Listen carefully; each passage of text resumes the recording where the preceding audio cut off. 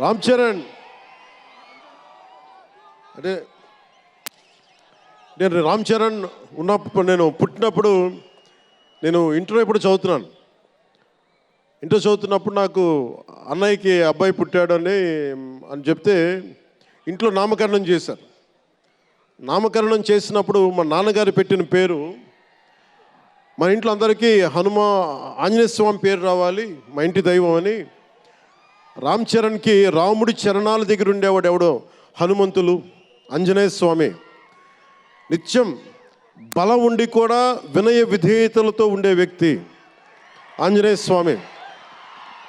అంటే ఎంత ఎదిగినా, ఎంత శక్తిమంతుడైనా, అణిమాది అష్టసిద్ధులున్నా తన శక్తి తను తెలియకుండా ఎదిగే కొద్దీ ఒదిగుండే ఆంజనేయ స్వామిలాగా ఇతనికి రామ్ చరణ్ అని పేరు పెట్టాలని చెప్పి మా నాన్నగారు ఆలోచన చేసి తనకి రామ్ చరణ్ అని పెట్టారు.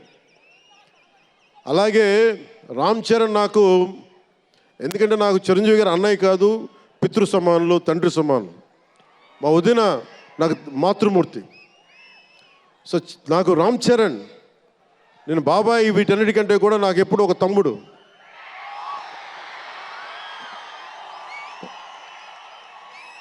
చిన్నప్పుడు బాగా ఏడిపించేవాడిని, అంటే నేను ఇంకా బద్ధకంగా ఉండేవాడిని.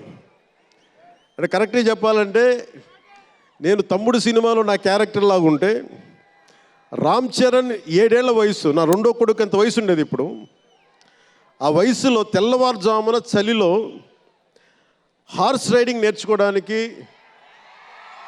మొత్తం ఆ హెల్మెట్తో పాటు అన్నీ పెట్టుకొని షూస్ అన్నీ సర్దుకొని రాత్రే నేను సోఫాలో పడుకొని ఉంటే వచ్చి పాపం నన్ను లేపి, ఇంకా నేను పడుకునేవాడిని, తను రెడీ అయిపోయి నన్ను లేపి ఒకసారి నేను దింపాల్సి వచ్చేది. ఇష్టంతో కదా, తప్పక లేదు తిడతారు ఇంట్లో. అంటే అంత క్రమశిక్షణతో ఉండేవాడు చిన్నప్పటి నుంచి. నాకు రామ్ చరణ్లో నచ్చింది ఏంటంటే ఇంత ప్రతిభా సమర్థత ఉందని ఎప్పుడూ తెలియదు ఎవరికి కూడా. ఇంత శక్తి సమర్థత ఉంది ఈ వ్యక్తులు ఎప్పుడు మాకు తెలియలేదు. ఎప్పుడు ఇతను నేను డ్యాన్స్ చేయటం ఎప్పుడు చూడలేదు నా లైఫ్లో, సినిమాలో తప్ప. ఇంక సినిమాలో మాకు వ్యక్తిగత జీవితం నేను ఎప్పుడు చూడలే. అసలు మ్యూజిక్ వేస్తే కాలు కూడా ఆడించడు, కానీ అంత అద్భుతమైన డాన్సర్.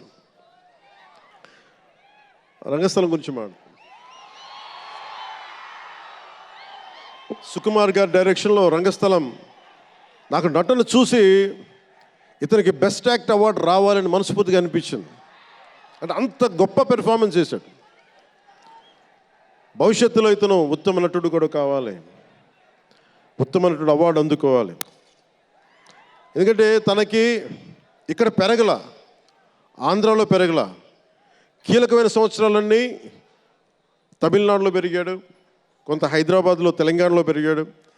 ఇక్కడ గోదావరి జిల్లాల తాలూకు భావాలు, కల్చరు ప్రత్యక్షంగా ఎప్పుడు చూడాల.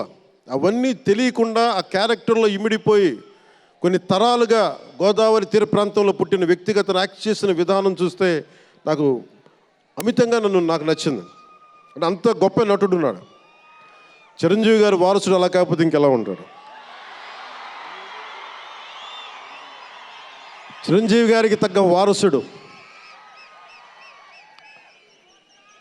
తండ్రి మెగాస్టార్ అయితే కొడుకు ఏమవుతాడు, గ్లోబల్ స్టార్ అవుతాడు.